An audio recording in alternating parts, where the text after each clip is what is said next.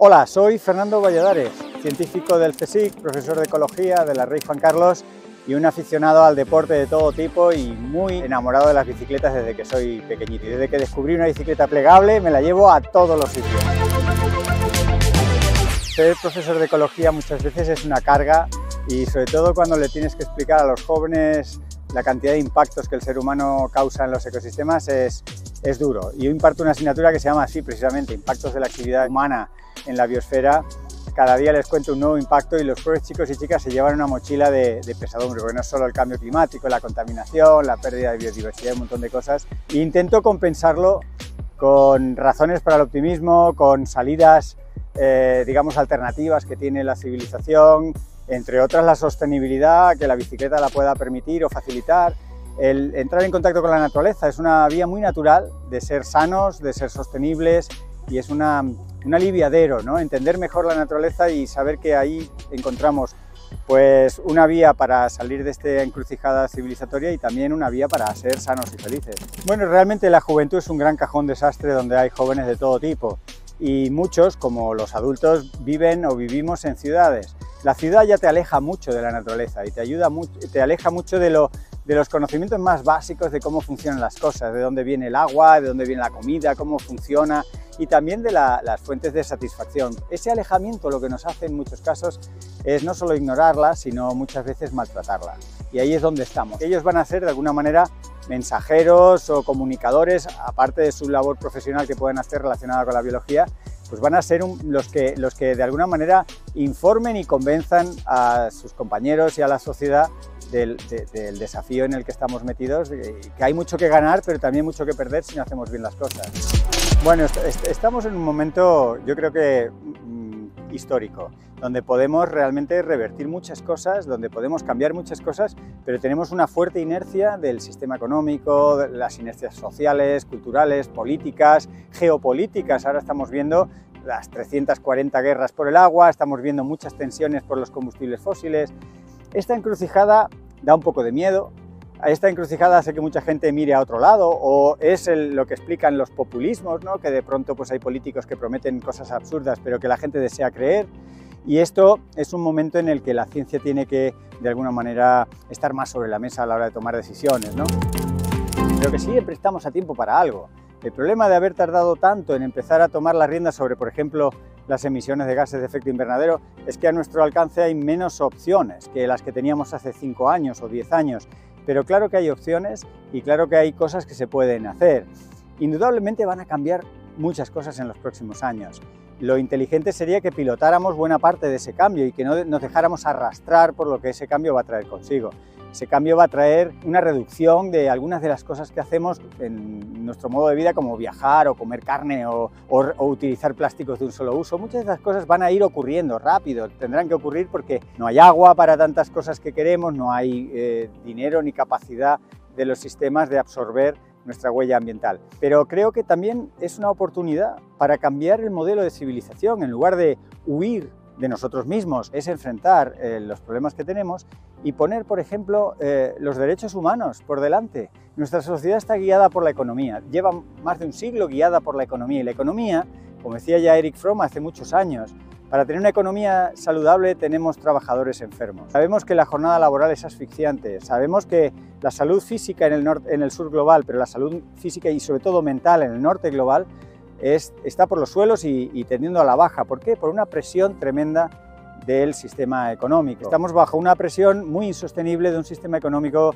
que en realidad no conecta con los límites planetarios, no conecta con lo que funciona en la Tierra, no tiene límites y está chocando contra precisamente esos límites físicos, químicos y biológicos. Que no nos tiemblen tanto las piernas y que miremos el problema y aprovechemos para poner patas arriba un poco todo lo que hemos estado haciendo, poniendo la salud de las personas física y mental por delante, poniendo cuestiones como la igualdad, que no solo es una cuestión ética, es una cuestión también funcional. Una sociedad más igualitaria es más eficiente en términos energéticos, en fin.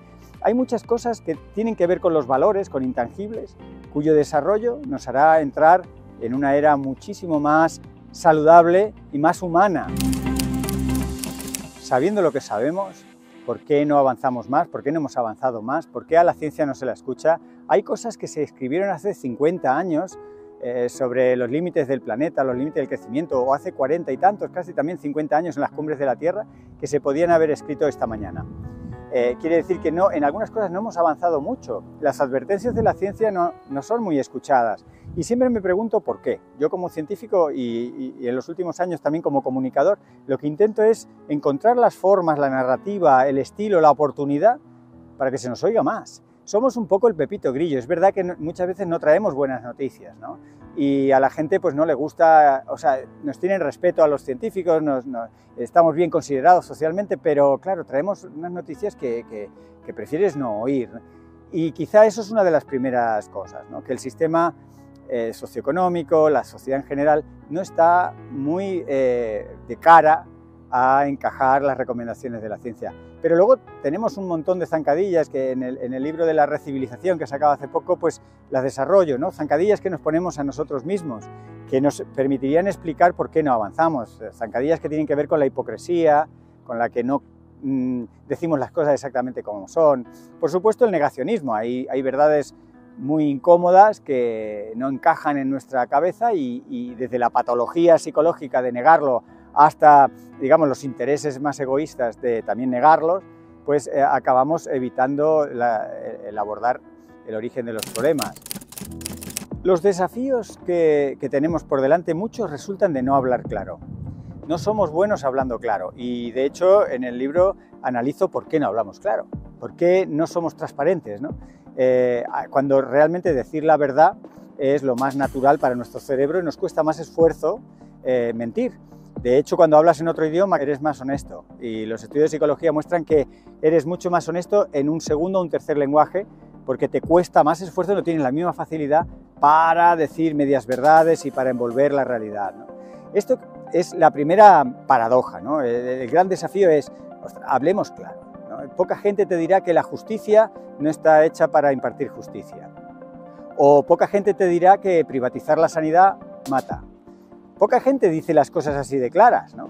Y yo como científico que me meto en muchos charcos porque están muy conectados con cómo nos va, pues intento decir las cosas claras. A partir de decir las cosas claras, entonces vienen todas esas zancadillas que tenemos que ir sorteando, dónde están los principales obstáculos, pero no perder de vista hacia dónde querríamos ir. Yo me planteo muchas veces, ¿qué queremos? ¿Queremos ser muchos? ¿Queremos ser pocos? ¿Queremos vivir de forma sana? ¿Queremos no parar de crecer y que reviente el planeta y nuestras propias economías? ¿Qué queremos? Hagamos un análisis honesto y la ciencia te contestará, para alcanzar esto, el camino es este. O si seguimos por aquí, a donde vamos con más probabilidad es esta. Y las motivaciones que tendríamos que juntar para ponerlo todo patas arriba, que es lo que hay que hacer, básicamente hay que cambiar desde la Constitución hasta nuestro día a día, hay que cambiar muchísimas cosas. No es fácil, pero se puede. Entonces, como no es fácil, como va a requerir un esfuerzo continuado, unos diálogos bastante improbables hoy en día y que en la sede parlamentaria no se peleen absurdamente, hay que llegar a acuerdos mínimos de objetivos comunes. Esto es difícil. El cumplimiento de objetivos es una de las tremendas esclavitudes que nos ponemos muchas veces y que nos impiden ser felices. Está bien tener objetivos como una referencia, pero si los objetivos están cargados de circunstancias externas, van a ser una fuente imposible de evitar de frustración. Entonces, la primera cuestión es, hagamos lo que toca hacer. Y eso es una motivación interna. Si tú entiendes que estamos en un momento en el que hay que ir más en bicicleta, por poner un ejemplo cómplice, ¿no? y muy de nosotros, pero si tú entiendes que hay determinadas cosas que es lo que toca hacer, pues las haces por sí mismas, no para conseguir otra cosa. Y eso es una fuente de motivación, eso te hace sentirte bien, eso por las noches llegas cansado pero feliz o relativamente satisfecho de una vida que tiene sentido. Tú, lo que esté en tu rango, hazlo. Y eso, el hacerlo te empodera.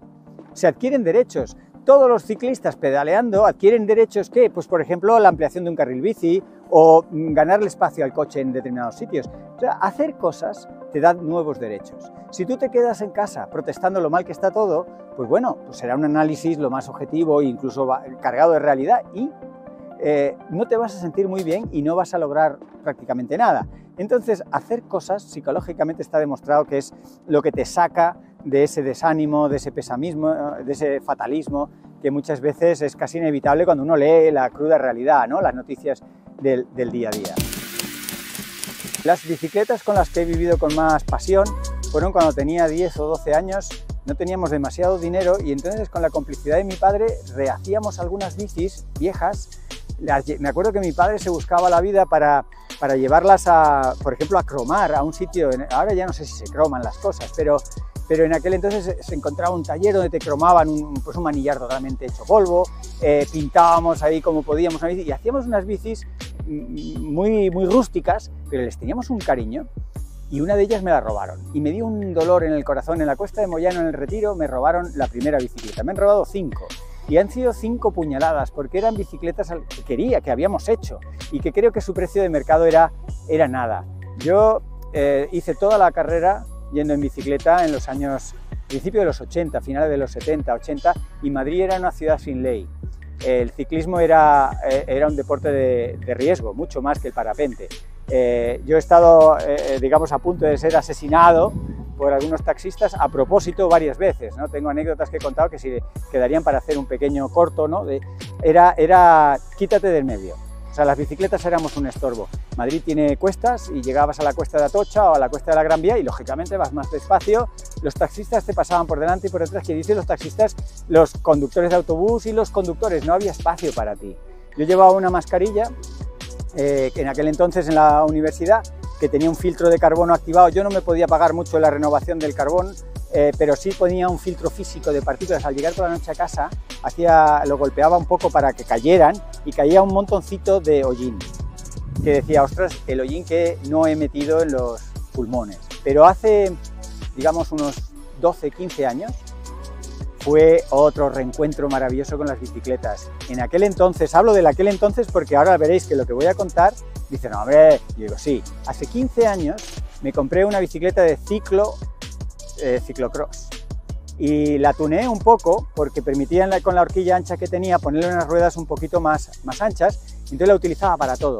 Y me iba con el club de Tres Cantos por pistas de trial, y en el momento en el que se ponía muy técnico me la ponía al hombro y iba más rápido que ellos, pero el 90% por pistas con esa bici yo iba pero fenomenal, ¿no? Hasta el punto de que me hice la Madrid-Lisboa con esa bicicleta, hará unos 12 años, y la gente que me veía, todos iban con sus tractores llenos de suspensión y todo tal, y yo iba allí con la postura y decían, ¿has hecho una promesa a la Virgen de Lourdes o algo? Y yo digo, no, esta bicicleta mola. Con los años me fueron dando la razón. Al principio decían, estás tumbado. Y ahora es la gravel, la famosa gravel, es la evolución natural en aquel entonces no había gravel. Y entonces lo más parecido era una de ciclocross, que es un poco más agresiva, es más corta, es un poco más inestable que la gravel, pero en el fondo es una gravel, una bicicleta digamos con el pedalier un poquito más alto y que te permite meterte por caminos dependiendo del neumático. Suspensión no tiene, pero la suspensión la ponen las piernas. Tuve un chivatazo de lo de las gravel porque como científico colaboro con mucha gente en todo el mundo y tenía en aquellos días de invitados a un par de profesores de Pensilvania, de Estados Unidos. Y en Pensilvania ya las gravel estaban arrancando. En España todavía no se había oído hablar. Entonces ellos se las trajeron aquí, ¿no? Y fueron un poco los que me dieron la idea. Busqué lo más parecido a esas gravel y fue esta de ciclocross. Hará unos 12, 15 años que me quedé tan encantado diciendo, pero ¿dónde vas tú con una mountain bike teniendo este tipo de bicicletas? Si el 90 y tantos % del tiempo vas por pistas donde te sobra bici cuando vas con una mountain bike. Hombre, entiendo a algunos muy técnicos que se meten en una trialera, en una pedrera o tal, vale, pero fuera de esas pedreras que suponen en una ruta normal un 5%, que además eso te lo pones al hombro. A mí que me gusta correr, una bicicleta de ciclocross está muy bien pensada para que te la cargues al hombro. Tiene la barra, es muy horizontal y muy plana, y cuando te aprendes a ponerla, te la pones en un momento y puedes trotar fácilmente con esa. A mí que me gusta correr, digo, yo me la echaba al hombro, iba más rápido que los otros que ponían ahí el molinillo, y yo digo, corriendo, llego antes que vosotros, no pasa nada, ¿no? Es verdad, tenía algunos compañeros que notaban pues el traqueteo en las lumbares y necesitaban algo de suspensión. Bueno, eso pueden ser casos que lo entiendo. Pero si no es tu caso, además la postura de la bicicleta de gravel o de carretera o de ciclocross es una postura que te invita precisamente a pedalear. Ahora coexisten en mi garaje la de ciclocross con mi nueva adquisición, que la tengo hace poco más de un año, que es esta plegable, y además me aconsejaron que fuera directamente a por la Reina.